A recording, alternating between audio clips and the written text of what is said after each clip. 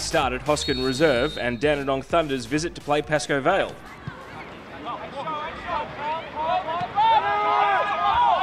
The visitors got off to a perfect start, scoring after less than a minute. Pascoe Vale hadn't touched the ball when Yusuf Ahmed fired into the bottom left corner to give his side a 1-0 lead.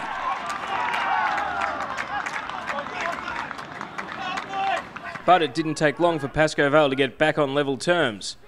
The goalkeeping error leaving Carl Recchia unmarked at the back post, able to nod into an empty net.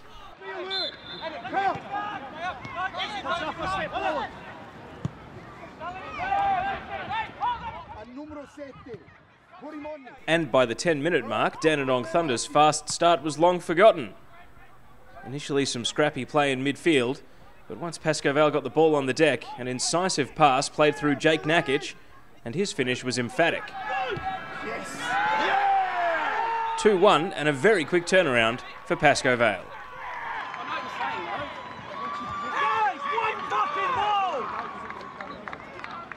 "2-1 would be the score at half-time, but by the hour mark there were more goals.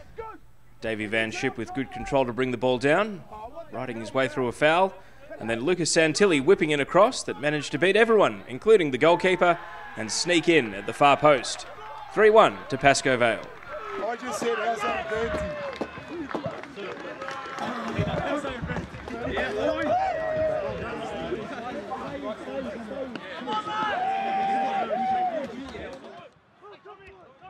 Good, Tommy! Tommy, well done! Go, let's go. Take it in the box, eh? Pascoe Vale made it 4-1 in the 68th minute. Tommy Miladovic with the initial shot into the area, parried by Ziam Zanelli straight into the path of Davy Van Schip. A deft touch from the striker, giving Pascoe Vale a 3-goal cushion.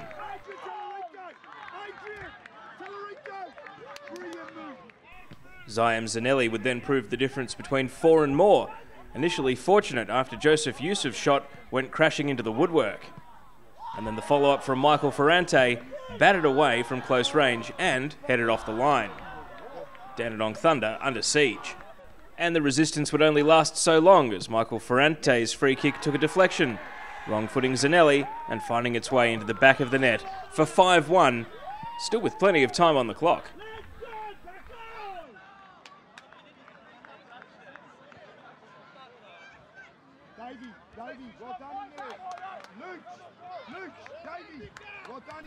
Replays show Rama Tafsansioglu's attempted clearance was the decisive touch. Danong Thunder would peg 1 goal back with 11 minutes remaining. Venton Kakari bowled over in the area by Nathan Megic, and the referee obliging with a penalty kick. Kakari stepped up to take the kick himself, low to the goalkeeper's left, and squeezing it in with a deflection off the post to get the ball past Alex Pavlidis in the Pascoe Vale goal. That would be the final score, 5-2 to Pascoe Vale.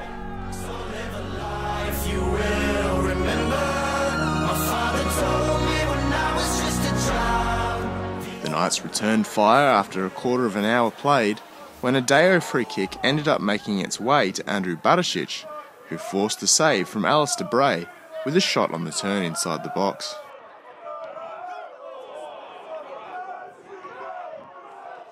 But that was all forgotten just before the half hour, when a fine Tyson Holmes strike broke the deadlock.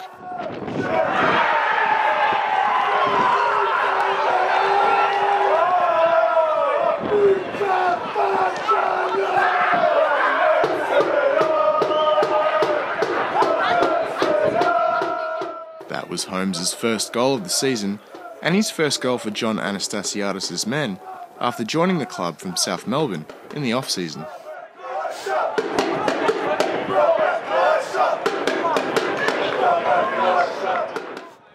The game seemed to open up following that save, with Knights going up the other end within the minute and forcing Bray to come off his line to smother the ball off Alex Deo after some neat touches from Zara and Barisic.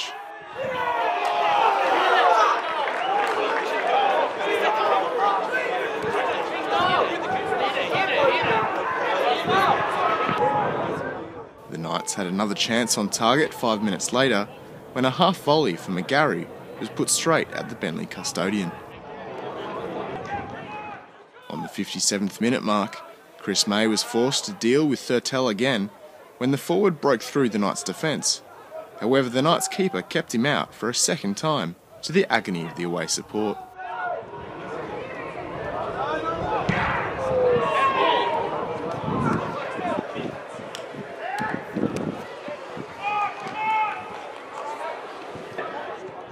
But those saves were in vain, with the FFA Cup semi-finalists snatching their second goal of the evening when a good floated ball from Wayne Wallace picked out Tyson Holmes at the back post for his brace.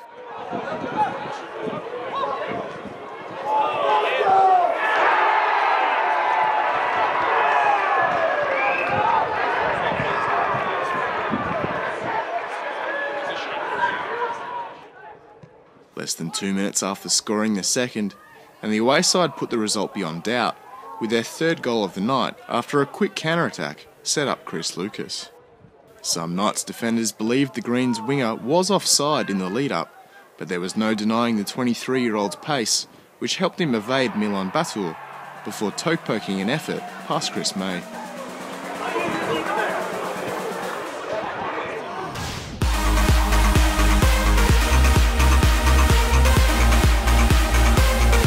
Next, it's to Doyle Reserve for Avondale in blue, taking on Oakley Cannons in white.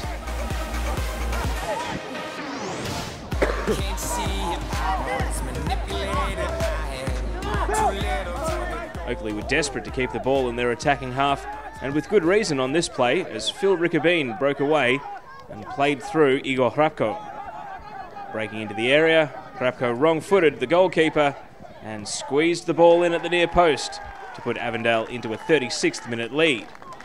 John Honos furious at his defence for being left exposed. It was a physical game. Steve Pantelidis, no stranger to the hard stuff, but left worse for wear by this challenge from James Principato.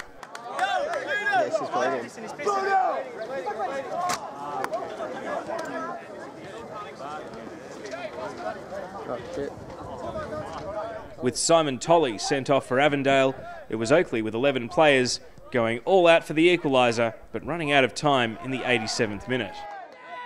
A hopeful ball into the path of Goran Zoric would lure the goalkeeper Anthony Saric out of his line, and with the ball bouncing away from goal, Saric clipping the ankles was enough for the referee to award a penalty. Dusan Bosniak stepped up and went under Saric's outstretched left hand to put the ball in the back of the net and spark Oakley into life.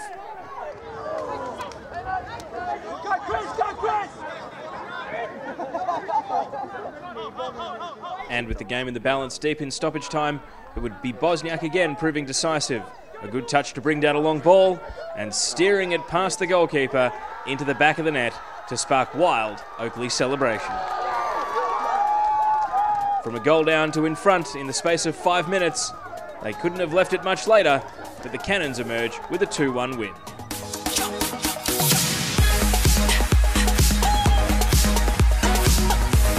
Next up to Galvin Park, where Hume City took an early lead against Werribee City thanks to Isyan Erdogan. Erdogan arriving through the right channel onto Jai Ingham's diagonal ball, placing his shot perfectly into the bottom left corner.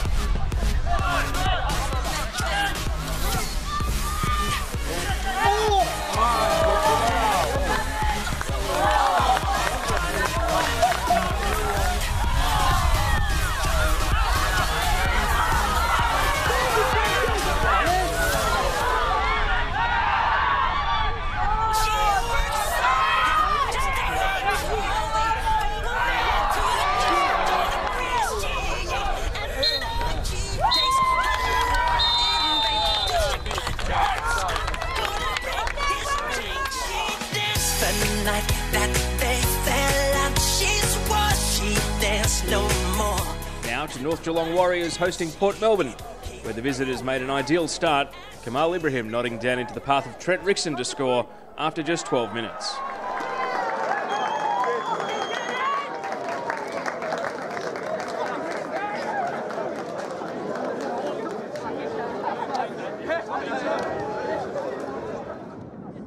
Rickson would double Port Melbourne's advantage in the 38th minute.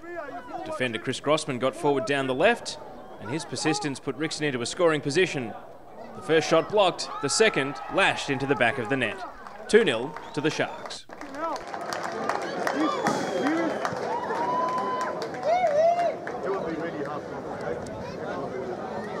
Goal for Port Melbourne in the 39th minute.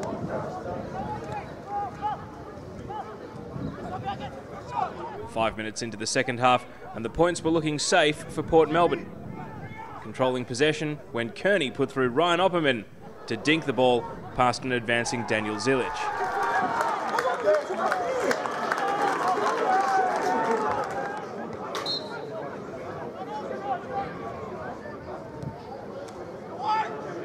Alan Kearney would get a goal of his own with 10 minutes remaining. Nick Krusaratis bringing the ball back into the penalty area after a free kick was cleared, brought down by Nathan Long, and the referee saying it was inside the area and sending Port Melbourne to the penalty spot.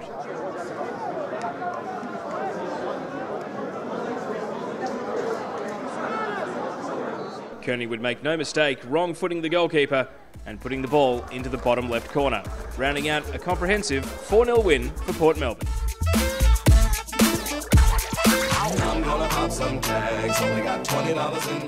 Take the corner. Goes short. As far as Ruben Way. He plays a low shot in. Falls to Dumbalis. He shoots and scores! And there it is, the first goal of the season to Les Dumbalis. And just 3 minutes in, the short corner works for Heidelberg United. Was played in short to Ruben Way. His low shot was cleared partially. Fell invitingly to Les Dumbalis. And with an unerring left foot shot, puts Heidelberg in the lead. So Les Dumbalis with his first goal of the season puts Heidelberg United 1-0 up.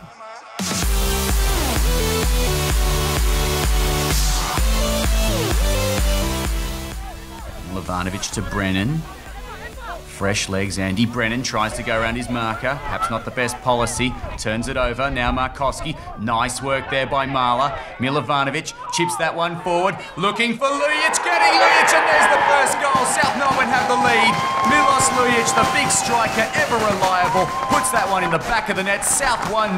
Great ball by Milovanovic. Nice move by South Melbourne. And that one's broken it open, John Cairo. Fantastic stuff by South, and it all started from the great work here by Tim Marla, putting on some defensive pressure, and he wins the ball back for South. Milovanovic, who started for the first time this season and has had a great game.